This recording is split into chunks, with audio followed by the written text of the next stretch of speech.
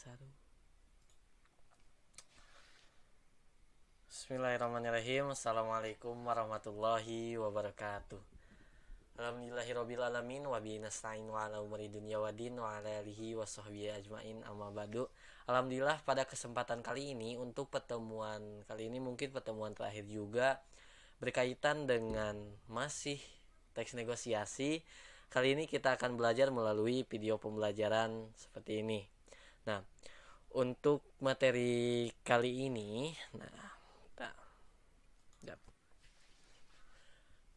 untuk materi kali ini kita akan berkaitan dengan pengajuan, penawaran, dan jenis teks dari negosiasi, ya. Nah, berkaitan dengan hal itu kita akan membahas hanya 3 saja. Yang pertama adalah pembahasan berkaitan dengan cara menyampaikan pengajuan dan penawaran. Yang kedua adalah syarat tercapainya kesepakatan, dan yang ketiga adalah jenis-jenis negosiasi. Ya. Oke, kita lanjut. Nah, dalam cara menyampaikan pengajuan dan penawaran ini adalah berkaitannya dengan sebuah tujuan yang telah kita bahas pada negosiasi, yakni tujuan dari negosiasi adalah tercapainya kesepakatan antara pihak-pihak yang berbeda kepentingan. Untuk itu diperlukan cara yang tepat agar perbedaan-perbedaan tersebut dapat diselesaikan tanpa menyebabkan kerugian satu pihak, baik pihak yang menyampaikan pengajuan maupun penawaran harus melakukan dengan cara yang tepat. Contohnya seperti ini. Kelihatan tidak? Kameranya kita off dulu. Nah, contohnya seperti ini. Ini ada yang jual beli mangga itu. Masih ingat barangkali ya. Mana kita zoom? Nah, dalam hal ini adalah sebuah teksnya adalah, perhatikan penggalan teks berikut ini. Penjual mengatakan bahwa 30.000 Bu, murah. Pembeli mengatakan, boleh kurangkan Bang. Penjual, belum boleh Bu, barangnya bagus loh Bu, ini bukan karbitan, masak di pohon ya. Pembeli, iya Bang, tapi harganya boleh kurang kan lagi musim Bang, 20.000 saja ya. Nah, di dalam hal ini baik pembeli maupun pedagang dalam menyampaikan pengajuan maupun penawaran bersikap sopan, tidak menekan pihak lain, serta disertai dengan alasan. Dalam negosiasi, menyampaikan alasan merupakan dengan cara yang halus gitu ya, sehingga dalam melakukan penawaran seperti ini itu dapat membujuk pihak lawannya gitu ya. Si negosiator dapat melakukan sebuah penawaran atau pengajuan. Artinya, dalam cara menyampaikan pengajuan dan penawaran, kita sebagai pengaju ataupun yang menawar harus melakukan dengan kata-kata yang sopan dan tidak memaksa gitu ya, sehingga dapat terjadi sebuah kesepakatan. Kita lanjut. Nah, yang kedua itu berkaitan dengan syarat terjadinya kesepakatan. Masih ingat dengan contoh teks negosiasi HP baru? Nah, ini potongannya yang kemarin itu. Ayah akan membelikan HP untuk Rani. Ayah sengaja menggoda Rani. Asal apa ya? Tanya Rani tak sabar. Asal Rani rajin belajar dan berjanji akan menggunakan HP itu untuk hal-hal yang positif. Nah, berkaitan dengan syarat terjadinya kesepakatan di sini, ini terjadi ketika dalam kesepakatan itu adanya sebuah pengajuan dan penawaran yang mencapai titik temu yang terjadi pada kesepakatan. Nah, ketika pihak yang mengajukan tuntutan itu, yaitu Rani, menyepakati persyaratan yang ditetapkan ayah. Nah, tercapailah kedua kesepakatan. Kesepakatan yang terjadi itu menguntungkan kedua belah pihak, baik Rani yang mendapat HP baru yang diinginkannya, dan juga ayah. Ayah juga diuntungkan dengan mendapatkannya prestasi belajar yang baik dari Rani. Itu. Nah, itu adalah sebuah syarat terjadinya kesepakatan. Artinya setiap penawaran harus terjadi kesepakatan. Oke, kita lanjut pada selanjutnya. Nah, jenis teks negosiasi. Ya.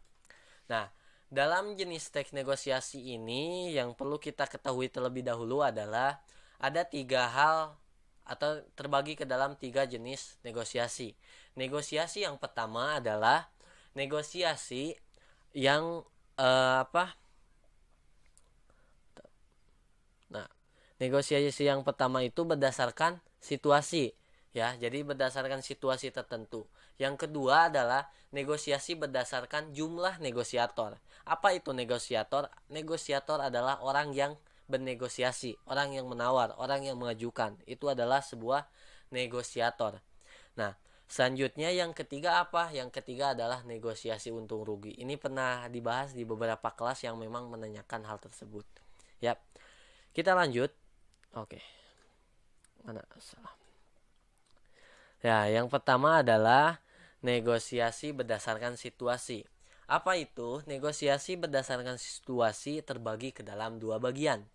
Yang pertama adalah negosiasi formal. Negosiasi formal ini merupakan negosiasi yang terjadi dalam situasi formal. Ciri-ciri negosiasi formal adalah adanya perjanjian atau hitam di atas putih yang secara hukum sah itu ya.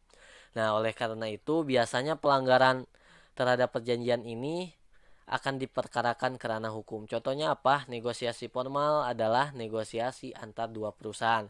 Ketika salah satu perusahaannya itu tidak setuju atau berbuat hal yang tidak baik, sehingga itu akan terjadi berujung pada proses pengadilan gitu ya dalam negosiasi formal ini.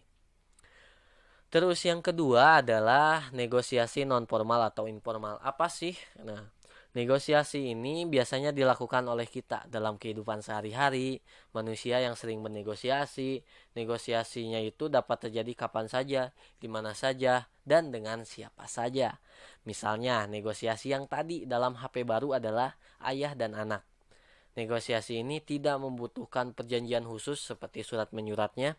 Nah, yang melibatkan kepada hukum. Biasanya yang melibatkan kepada hukum perbedaannya ada yang ditulis pada materai gitu ya. Oke, kita lanjut. Dalam hal ini kelanjutannya berdasarkan jumlah negosiator. Negosiasi berdasarkan jumlah negosiator. Apa saja?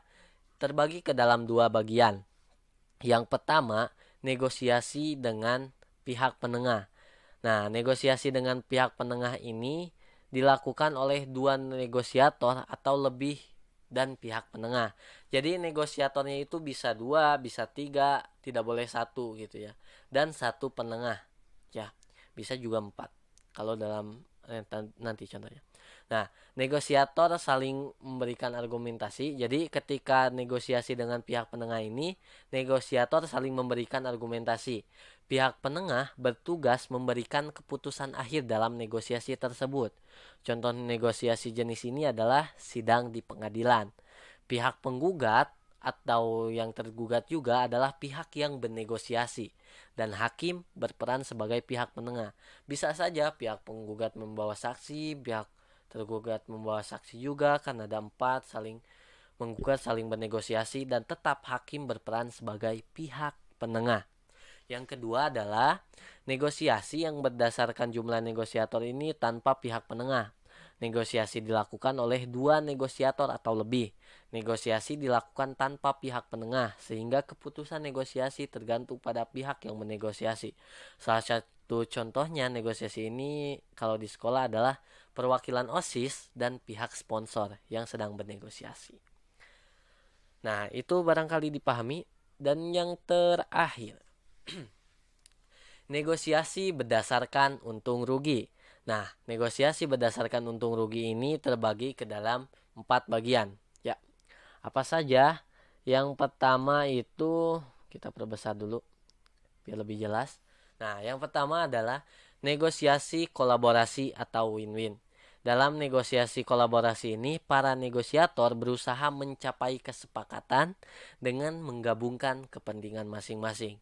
Jadi, di dalam hal ini, kedua negosiasi berkolaborasi bekerja sama untuk mencapai kesepakatan yang memang diinginkan oleh masing-masing negosiasi.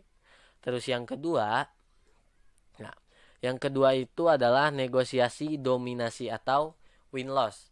Ya, negosiasi win-loss itu atau dominasi ini negosiator yang mendapatkan keuntungan lebih besar dari kesepakatan yang dicapai. Sementara itu pihak lawan negosiasi mendapatkan keuntungan lebih kecil. Apakah ini dikatakan hal yang baik? Baik-baik saja apabila memang ada sebuah kesepakatan. Tetap sebuah negosiasi harus dilalui dengan kesepakatan. Misalnya dalam dominasi kita bernegosiasi ketika kita ingin menyalurkan barang kita ke sebuah warung. Artinya keuntungan dari yang kita dapatkan dengan warung pasti berbeda. Itu adalah win-loss, ya. Jadi kita mendapatkan 75% dari hasil penjualan dan 25% dari penjualan adalah untuk warung. Misalnya seperti itu. Dalam negosiasi dominasi.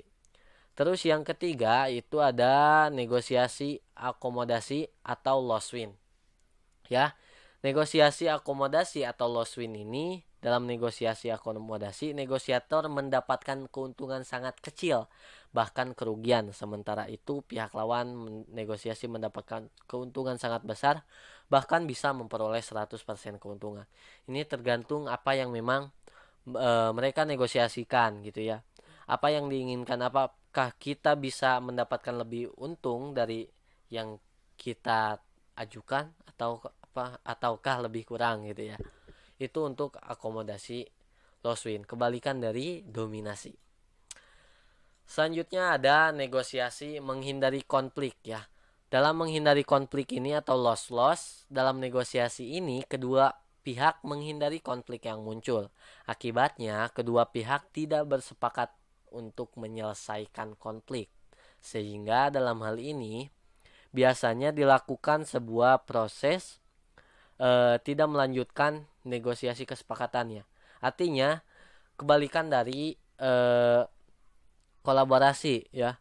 Kebalikan dari kolaborasi, sehingga menghindari konflik adalah tidak terjadi loss win, tidak terjadi win loss, tidak terjadi win-win, melainkan loss-loss. Tidak terjadinya kolaborasi. Seperti itu berdasarkan untung rugi, negosiasi berdasarkan untung rugi. Nah, barangkali hanya itu yang dapat saya sampaikan dalam hal ini berkaitan dengan sebuah teks negosiasi ataupun jenis-jenis negosiasi. Ya. Oke. Ya. Itu barangkali untuk pembelajaran kali ini, mudah-mudahan dapat dipahami, dan apabila ada yang perlu ditanyakan silahkan saja tanyakan di kolom chat komentar di bawah. Barangkali kita bisa bertukar pendapat, kita bisa bernegosiasi lagi berkaitan dengan ilmu yang telah kita dapatkan. Nah, itu barangkali untuk pertemuan kita kali ini. Terima kasih.